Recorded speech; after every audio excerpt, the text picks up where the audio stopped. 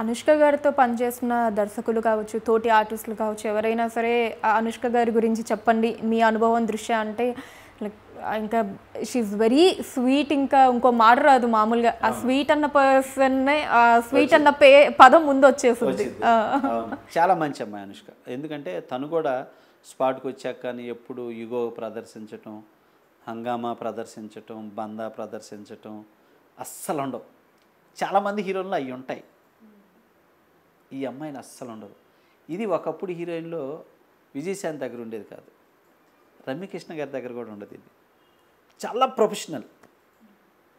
వస్తారు, వాళ్ళు కూర్చుంటారు, వాళ్ళ పని ఏదో వాళ్ళు చేస్తారు, హ్యాపీగా ఉంటారు. కానీ వాళ్ళకన్నా కూడా ఎక్కువ అనుష్క ఏంటంటే చాలా ఎప్పుడు హ్యాపీగా ఉంటుంది, ఏ యుగో ఉండదు, డైరెక్టర్లు చెప్పినట్టు చేసిద్ది. ఇదని చాలా హ్యాపీ వర్క్ అనుష్కతో. చాలా మంచి అమ్మాయి.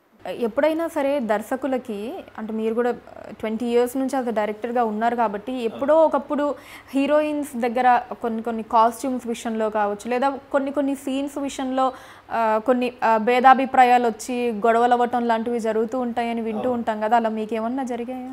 అంటే కొంతమంది ఏంటంటే అమ్మ రాజీ పడిన మెంటాలిటీ. ఇప్పుడు ఒక అమ్మాయి మ్యాక్సిమం తనకు తెలిసి హీరోయిన్ ఒక చిన్న గ్లామర్, స్లీవ్లెస్సో, హిప్పో, లేకపోతే చిన్న వీ షేపో ఇలాంటివంటే ఎవరైనా హ్యాపీగా చేస్తారు.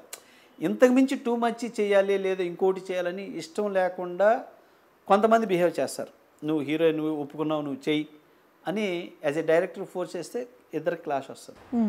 మనం యాజ్ ఏ డైరెక్టర్గా ఉంటూ మనకు సినిమాకి ఏం కావాలి అది మనం ఒక హీరోయిన్ దగ్గర తీసుకుంటే ఎప్పుడు ఆ క్లాష్ రాదు. ఏంటి ఆ రిలేషన్ ఉండాలి. డైరెక్టర్ ఏంటి ఒకవేళ సరే ఆ అమ్మాయికి నచ్చలేదు నేను చెప్పింది, ఎందుకు నేను అమ్మాయిని బలవంతం పెట్టాలి?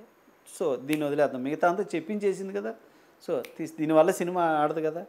ఆ ఫోర్స్ చేయటం వల్ల, ఈ కాస్ట్యూమ్ వల్లే సినిమా ఆడింది అనలేరుగా, ఈ ఎక్స్పోజింగ్ వల్లే సినిమా ఆడింది అనలేరుగా. ఒక కథ బాగుండాలి, ఆ కథ దగ్గర మన ఈగోని పెట్టుకోవాలి, కథను అద్భుతంగా చేయాలి. ఆ కథకి పెర్ఫార్మెన్స్ చేయకపోతుంది అనుకో, అప్పుడు ఫైట్ చేయొచ్చు, అప్పుడు ఇచ్చేసుకోవచ్చు. కానీ ఎక్కువగా ఇట్లాంటివి వస్తుంది. కానీ నేను ఎప్పుడు ఏంటంటే నేను నా దగ్గరకు వచ్చే ఆడపిల్లందరితో ఇంకో గొడవ ఏంటంటే వీళ్ళందరూ ఏమో బయట ఫుల్గా ఎక్స్పోజ్ చేసి వస్తారు, నేను ఆ ఎక్స్పోజ్ ఓకే రివర్స్ అయితే సాక్షివానంద్ ఇట్లాంటి అట్లనే నువ్వు ఇన్ని అన్ని సినిమాలు నువ్వు చూసావు, నువ్వు చక్కగా చీర కట్టుకో దీంట్లో అనేవాడిని. అయ్యో సో క్యూట్ అంటూ ఉండేది అమ్మాయి. అట్లాగా చాలామంది హీరోయిన్స్, ఎందుకంటే నేను ఎక్స్పోజ్ అంటే జనరల్ నాకు కావాలి కానీ దానివల్ల సినిమా ఆడిద్దని నమ్మే డైరెక్టర్ని కాదు, నేను కథను నమ్మేవాడిని. ఆ తర్వాత పర్ఫార్మెన్సు, డైలాగ్స్ అన్నీ కావాలి. ఓన్లీ అదేంటంటే జస్ట్ స్పాట్ ఇంట్రెస్ట్ కోసం చేసే తప్ప దానివల్ల ఆడిద్దని నమ్మేవాడిని కదా. అందువల్ల నాకు అలాంటి ప్రాబ్లం ఎప్పుడు రాలా, ఇప్పుడు ఎక్కడ కూడా ఏ హీరోయిన్తో కూడా రాలా. ఎందుకంటే నేను అట్లాంటిది ఒక్కోసారి ఎందుకు ఇబ్బంది పెట్టడం, తీసేయి క్లోజ్ అంటే అయిపోద్ది.